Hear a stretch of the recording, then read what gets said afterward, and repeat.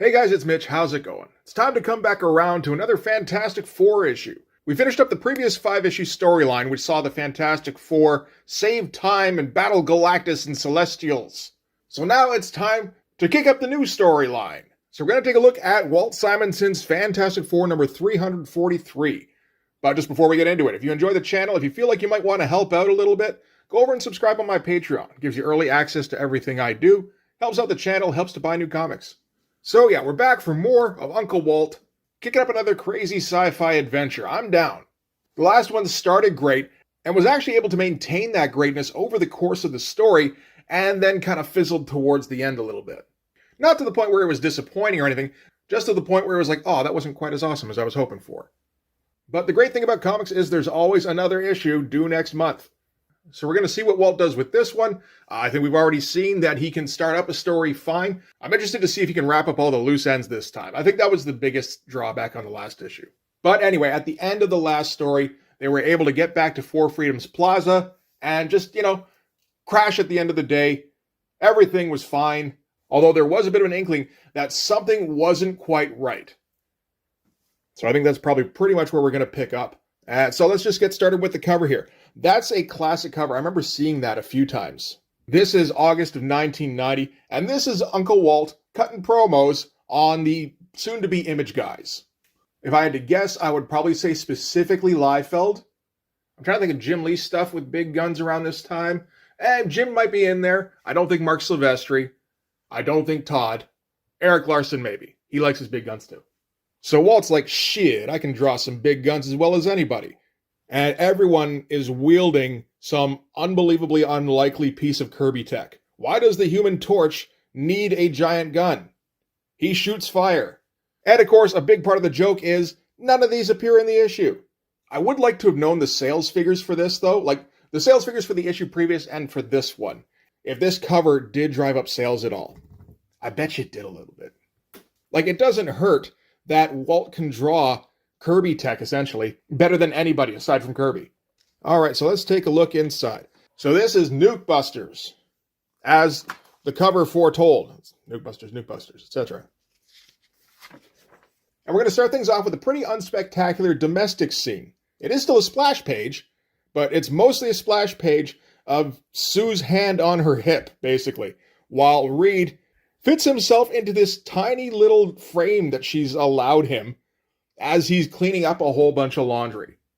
And the explanation for this is when people come home from a long trip, they do all the same stuff. They take hot showers, they chow down at their favorite restaurants because there's no food in the fridge, and they catch up on a lot of laundry. I'm not sure that quite holds up. They went to the time stream.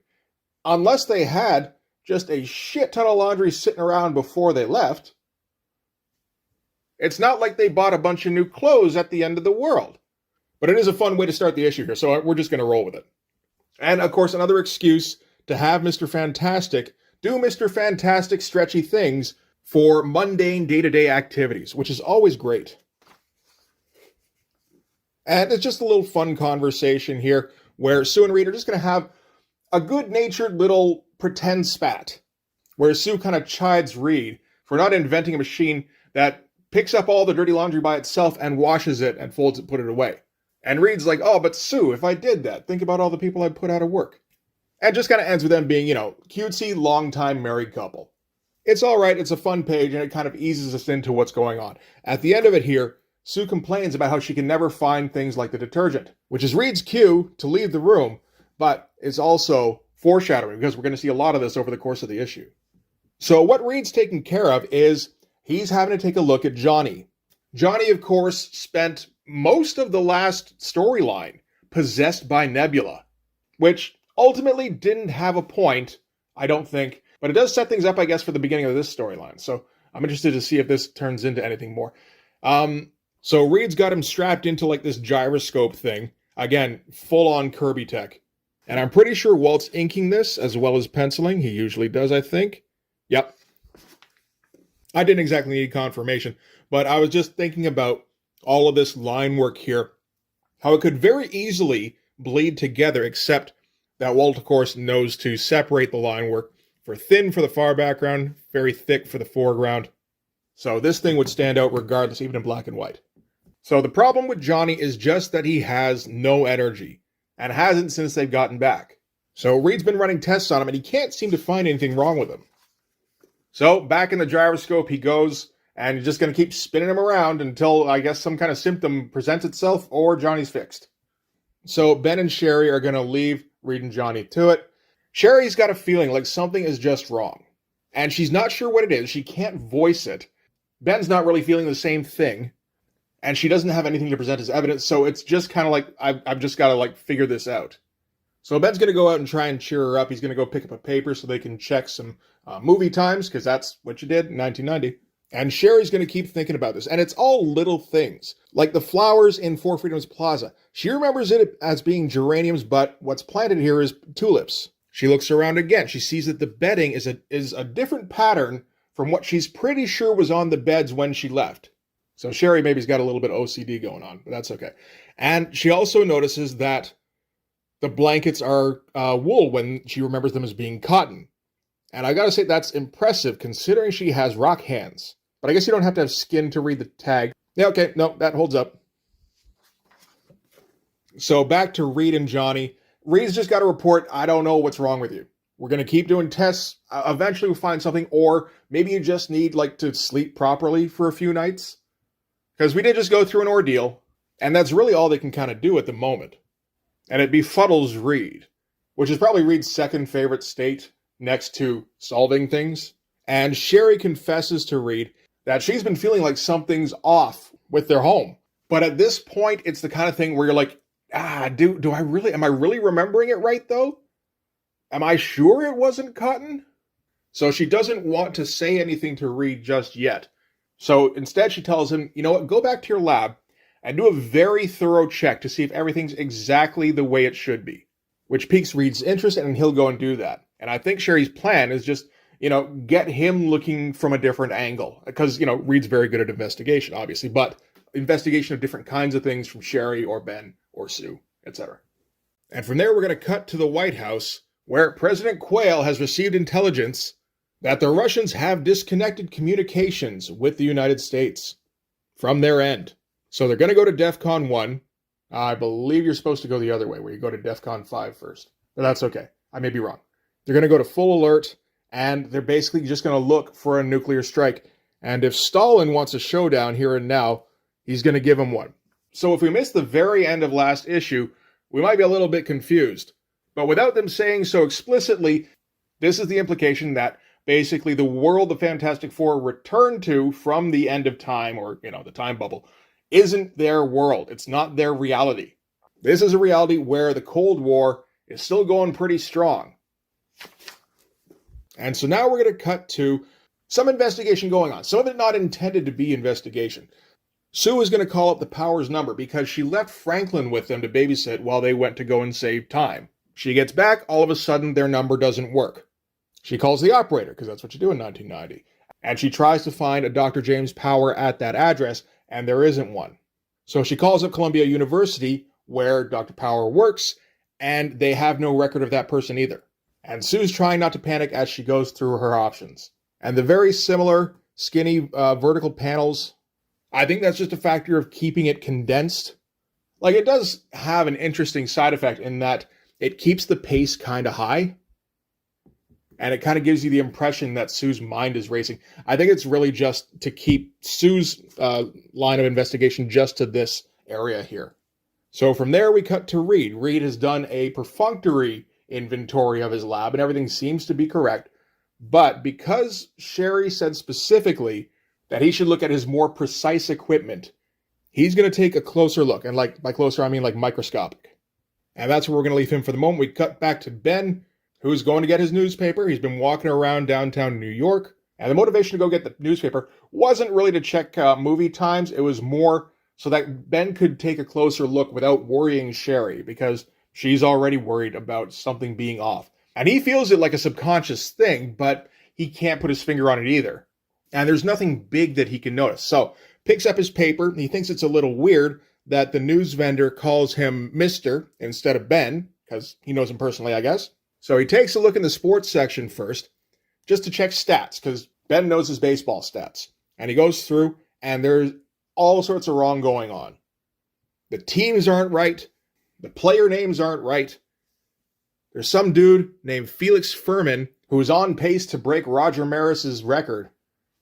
This is about, I don't think quite 10 years, but pretty close to, before, that record would actually be broken. But seeing all this crazy stuff in the box scores prompts him to read further into the paper, and he sees the stuff about Joe Stalin still being the premier of Russia, Dan Quayle's president, and he's got to get back to the FF immediately. And we're going to cut back to Johnny. Johnny isn't investigating anything because Johnny's exhausted. But he can't fall asleep. All he can think about is how beautiful Nebula was. And it's a shame that she's so evil. So he's mooning over Nebula, and he's got no energy. It kind of seems a little bit like she gave him space mono. So anyway, while he's lying there just trying not to be awake, he hears a broadcast come on that President Dan Quayle has put the U.S. Army on high alert, and he's invoked the Emergency War Powers Act. And Johnny first thinks that must be like Saturday Night Live or something, but it's the wrong channel, wrong time of day. So it maybe is President Quayle. So that's his realization moment. It kind of makes me wish that Ben found out something else other than the stuff between the Cold War stuff, so that he could have found out something different. But they did all find out different ways. That's interesting. And they all come to the realization at the same time. Reed has found terrifying shit in his lab. Sue can't get a hold of the powers, so she has no idea where Franklin is. Sherry can prove this isn't their home. And Ben has a very disturbing newspaper. So Reed immediately comes to the conclusion, shit, we're in the wrong reality. Which, I mean, if you were to look at it right away, you might think that could use a bit more discussion. But this is stuff the Fantastic Four does have a lot of experience with, and we kind of want to get this story moving along. So sure, just different dimension, on with it. And he figures out exactly what the source of the problem was, which was that when they were returning from the time bubble, there was all sorts of interference as that reality collapsed behind them, because I don't think they saved it. I don't know. They somehow saved something. Like I said, the end of that story was a little bit confusing and unsatisfying. It was fun, though. But with all that temporal turbulence, the reality they were aiming for, they weren't quite able to hit. They got kind of shunted off to the side and ended up in a reality that was very similar, but ultimately different enough that it's going to be a problem. And Sue wants to discuss these terrifying discoveries that Reed made in the lab. Ben's like, screw that. We're getting on the time sled and we're getting out of here right now. This world's on the brink of nuclear war. We don't want to stick around. And at that point, Alicia comes home. Alicia, as we recall, is Johnny's wife. And she was expecting them to come back, so this reality's Fantastic Four also left to go fix the time stream. And Johnny goes to console, like, yeah, no, it's okay. We're back. Wait, what? As she goes to smooch on Sherry. And she says, why wouldn't a woman kiss her own husband? And Johnny's just like, oh no. So this is hurting like 3 different people at least. And I do like this like short-circuiting moment from Johnny here, just like, eh. And from there we're going to cut to the Kremlin. We got the U.S.'s side of things. Now it's time to see Russia's. And it's, classic Cold War shit. Stalin is convinced that the U.S. are going to try and launch a preemptive strike. So he's going to preempt their preemptive strike. Nice shot, too. These ones are all light-boxed, I'm pretty sure. But, it's a nice little amount of detail. It's funny, like, it's mostly been, like, drama kind of stuff up until now. Like, even stuff like this is pretty sparse when it comes to detail. So there's not a whole ton to talk about in terms of visuals, but I think that's going to change pretty shortly, at least. So we're cutting back to the group, and Alicia can sense that, Ben is feeling a little off. And she's like, is there something wrong? Sue comes up and she's like, do you know what parallel worlds are? And she's like, sure, I know about them from sci-fi. And she's like, okay, cool. Can you tell me how many people are in this room besides you? And she's like, I can hear 4. Wait, nope, I can hear 5. Why are there 5? And the 5th one is Ben, who's in human form. And she recognizes the voice kind of, but again, not coming from a human throat. And she's like, if you're a human, who's the thing? That's Sharon. She kind of took over my spot. And Alicia is not dealing with it that great.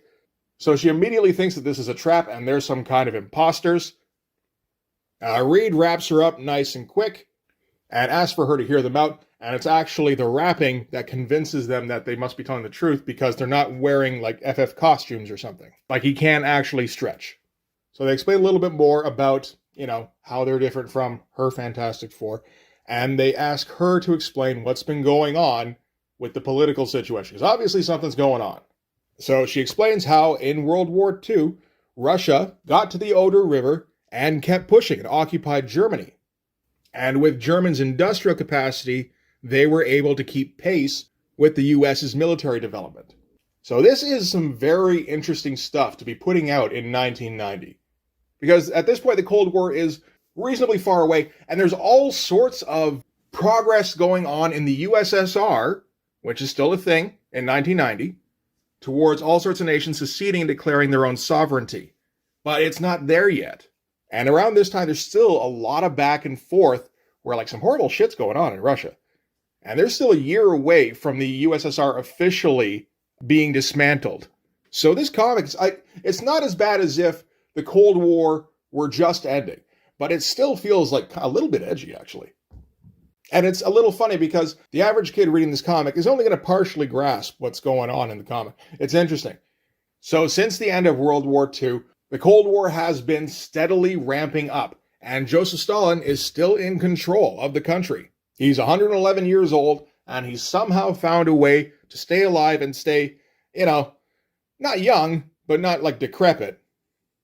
And he even has like a battle mech suit in the background here. So I think that's his support system. And I mean, this is still the Marvel Universe, or one of the Marvel Universes. There's all sorts of crazy technology out there. It's not really that far-fetched. So, the White House gets a notification that Stalin is going to launch the nuclear weapon. I almost said nuclear vessels there. That Stalin is going to launch the nuclear missiles. And he's like, fine, we'll launch ours first. We're going to launch at 0600 hours. But anyway, a warning siren starts going off. And they're like, what is that noise? And Reed's like, that's a sound we've never heard in our world. That is the sound of nuclear Armageddon coming. A report comes on to follow emergency procedures, and Reed is going to rush off to their lab because they got to start figuring some stuff out now. So he explains how he examined his lab, and he says he found variations in the electronics that he didn't know about, but he recognizes being well thought out. He also discovers a good deal of equipment located in places that regular Reed never even had. And he's starting to piece it all together now into thinking that this reality's Reed has been preparing for this situation. So he's been decrypting military broadcasts, and Reed is able to confirm that if the Russians don't launch a first strike, the Americans will. So Ben's like, what are we going to do then? We're the FF. We don't stop ICBMs. And Reed's just like, well, I guess we're going to have to try. So go check upstairs and see if there's something like the Pogo plane we have back in our reality.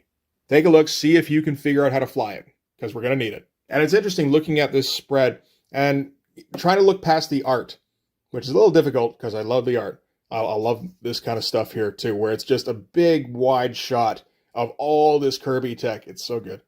But if you look past here, you can see there is quite a few word balloons in here. There's a lot of talking going on. Maybe even close to Brandon Choi, Eric Stevenson levels.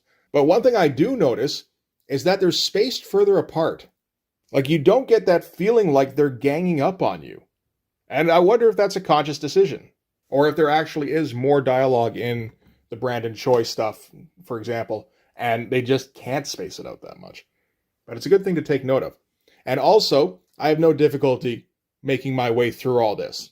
This is not description, this is not posturing, this is not a history lesson. This is all plot and explanation. And yeah, I guess exposition explanation, but that stuff is kept short and to the point, which I appreciate greatly. So Ben's going up to the roof. Sue's going off to look for files on the political situation so that Reed can read on the way there. And in the meantime, Reed has found some equipment that he wouldn't have thought to make or wouldn't need, and what they are is EMP generators. And if you're not familiar, EMP is electromagnetic pulse. And what that does is it basically renders any kind of electronic equipment in close to it ineffective, defunct, where it breaks it essentially. So they're working a way to try and get everything together for whatever plan that Reed's got to fix this situation, which is really just a co-opted plan from this reality's Reed. He's just found his equipment and kind of been able to extrapolate what he intended to do. So while they're working, Sue comes in and tells them it's been confirmed America is launching the first strike. So Reed's like, okay, we're not done. We're going to have to finish it on the way. Let's go load it onto the pogo plane and get moving. We still don't know what the plan is, but that's okay. We'll learn it in time. So as they're leaving, Alicia brings Ben some sandwiches for them to take on their way. Because she's not sure what to do. You know, it's the end of the world. Her Fantastic Four aren't here. She's got to try and help somehow. And then after a little exchange, Sherry's like, she's pretty, isn't she? And Ben's just kind of like, sure? You know, because it's just his buddy's girl. But this is the kind of thing I think pops up every once in a while with Sherry. And I think it's going to pop up a bit more often. Which is that she's extremely unhappy with this shape that she's stuck in. She doesn't want to be the thing, probably never asked for it. So that's probably going to lead to something in the next couple of issues. So they all strap in. Ben figures he can probably fly it. And they take off. Cool shot. Like extreme Dutch angle. And choosing to do it upside down seems kind of counterintuitive. But I don't know, it lends to like the verticality of the ship. It's an interesting effect. So back at the Kremlin, Stalin is receiving intelligence that the Americans are launching ICBMs at 0600 hours. So he's like, fine, we'll launch our ICBMs at 0530.